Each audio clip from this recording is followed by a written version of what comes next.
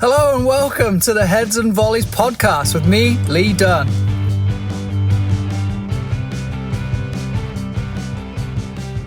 Well, it's been 7 months. What a ride it's been lately with my life at home, a baby, and different coaching assignments, working in different environments, from doing some coaching with our local Sacramento Republic and ODP and then a little DOC role. So lots of things going on, but I figure it's time to jump right back into this because there's a lot of important things that I've learned over the last 7 months.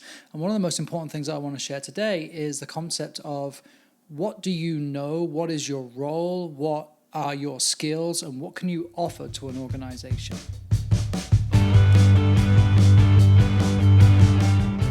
So what do I mean by all that? It comes from just my own experience of being in the position that I'm about to talk about, but also being on the other end of this, in that people reach out to me and they say, do you have any jobs? Or I'm a ex-licensed coach, B, C, D, grassroots, whatever license, I have this experience. Do you have any teams for me? And an average club, any club, will typically just look at the list of teams that they have and the list of coaches and be able to give you a very quick answer, yes or no. And if it's no, it's probably the middle of the season. If you're thinking about right now, especially as teams have already started training and getting ready for competition here, technically competition in Northern California can start within next weekend. So it's right here. The chances of finding new opportunities, especially in the traditional route of working within the club environment, are very, very slim. So when you reach out to somebody or you're beginning to look for a new club, instead of offering up that you are a coach and do they have anything available, I want you to just take a little bit of time and explore some of these ideas around what you know and what your strengths are. And I'll start with my own perspective as a director, in that I don't know what I don't know, or on the flip side of that is I don't know what my community needs, when a lot of the time the typical role of a director of coaching is putting out fires. It's making sure that coaches are happy. It's making sure that a board of directors is satisfied, making sure that parents are receiving what they've signed up to receive. It's making sure that players are being challenged and are in the right place for their play, making sure that the fields are fine, goals are set up, making sure the guy who's supposed to be lining the fields is lining the fields, and then also considering where the organization sits geographically with other clubs or within a league, or pushing the organization forward for trying to achieve X status within a league, or applying for one of these new fancy XYZ ABC leagues. So there's a lot that a director of coaching goes on, and I think if you ask any director of coaching or any director of programming or any director in general, if they had a wish list of things within a club or within their community, they could probably reel off 10 or 20 ideas, from the average club struggling to have anybody that has any strength and conditioning experience. Goalkeeping experience is a really big, popular idea that you can offer to a club, and it's a very specialized position, and if you do it well, you can create yourself a job that the organization didn't know that they even needed. And this comes from my own reflections as a director, where I look and I think I would love to grow programs across the city of San Francisco. I would love to expand our programs to hit more people. I would love to offer more to the independent teams that play within our league, and that comes with coach education and also player education.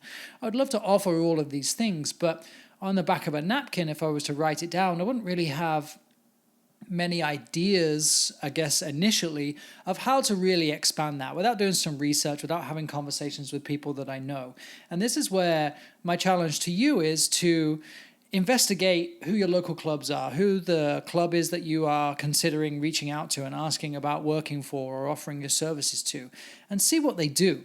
And then think about what your strengths are. So I'll give you the first example here. Is in San Francisco, we created the Goalkeeper Academy with an excellent coach who's in the city. She's traveled all over pursuing coaching licenses.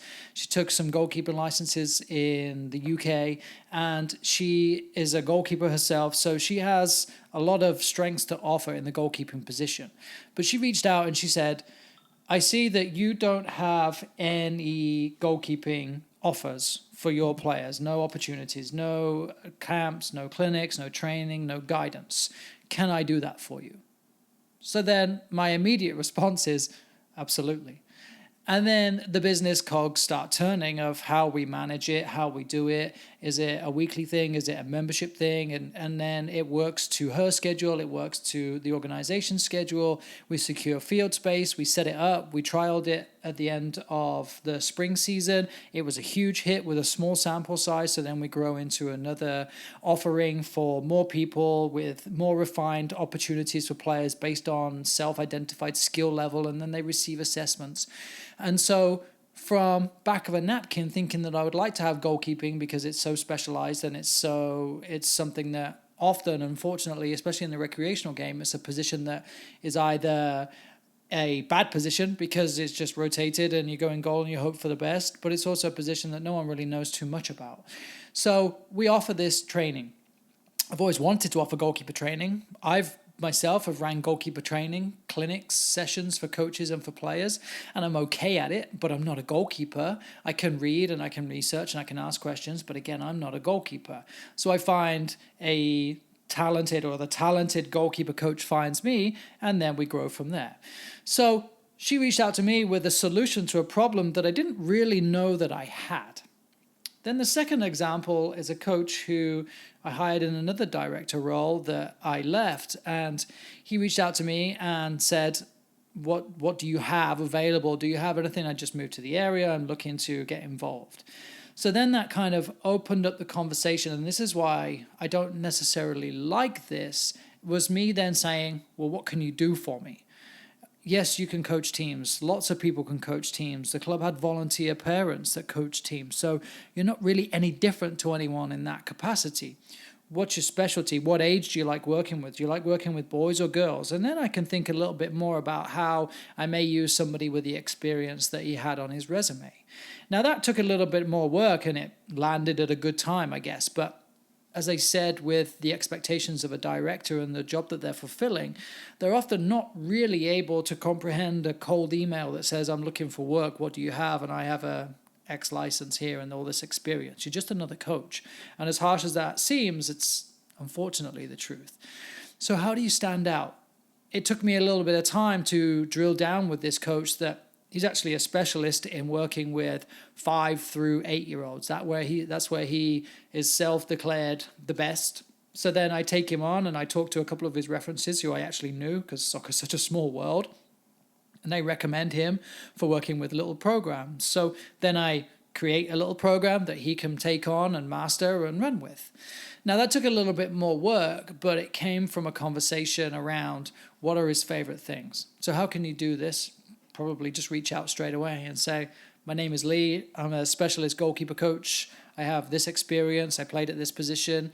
I would love to run some goalkeeper training for you. Here are some ideas that I have around how I do goalkeeping. I have a curriculum. I don't have a curriculum. I have these coaches that I work with. I have all of this background that basically you're now emailing me or calling me and saying, hey, Lee, I'm a goalkeeper coach. I'm going to do these goalkeeper clinics for you. This is how much you're going to pay me, or this is what it's going to take. And then it goes from there. And as I said, this is really coming from a position of not really knowing what I need or what I have, but you actually identifying that you're going to stand out from the crowd a little bit more in terms of here is my experience and here is what I have to offer.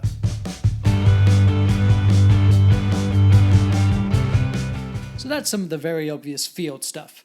Now, coaching teams is always something that a coach is going to make money doing. It's the other things around it. Now, what does your local club, what does your experience offer to a club behind the scenes? So I reference all of the things that a director of coaching does. Do you have expertise around that?